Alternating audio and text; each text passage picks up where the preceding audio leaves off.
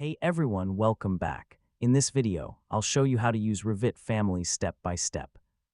Revit Families are reusable components such as doors, windows, furniture, lighting fixtures, and equipment that help you build detailed and consistent building information modeling projects. So let's get started. First, open your Revit project and switch to the view where you want to place a family component. Many common families are already included in your project, but you can also load additional ones whenever you need them. Next, go to the appropriate tool on the Architecture tab, such as Door, Window, or Component.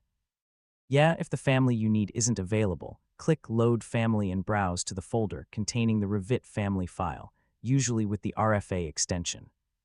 Select the file and click Open to load it into your project. Once the family is loaded, choose it from the Properties panel. You can then click in the drawing area to place the component. Depending on the family type, it may need to be hosted by a wall, floor, ceiling, or another building element. After placing the family, select it to edit its properties. You can modify parameters such as size, material, type, or other settings directly from the Properties palette. Any changes you make will automatically update throughout your model, wherever that family type is used.